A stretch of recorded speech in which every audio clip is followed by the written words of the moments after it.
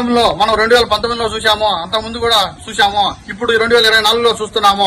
ఇంత వైభవంగా రావాలనే ఉద్దేశంతోనే మనము బీజేపీ, జనసేన, టీడీపీ మూకమ్మడిగా కలిసి చేయబట్టే ఈ రోజు మనము విజయం సాధించి ముఖ్యమంత్రి ఉన్నాము.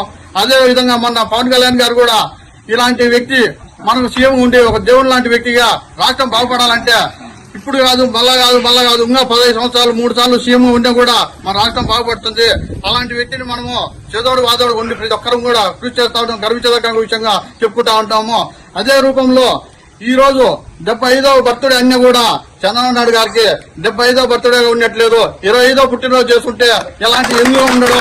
అలాగా ఈ వయసులో కూడా అతను 3-4 గంటలు నిద్ర చేసి రాష్ట్ర వ్యాప్తంగా జర్నీ చేసి అంత అలసట లేకుండా ప్రతి ఒక్క బాగోగులు చెడి మంచి అంత ఆప్యాయతగా పిలిచి తెలుసుకోగలిగి రాష్ట్రాన్ని డెవలప్ చేయగలిగే వ్యక్తి, ఏకైక వ్యక్తి, రాష్ట్రమే కాదు ప్రపంచ వ్యాప్తంగా చెప్పదగిన వ్యక్తి ఎవరంటే ఒక్క నారా చంద్రబాబు నాయుడు గారు మాత్రమే.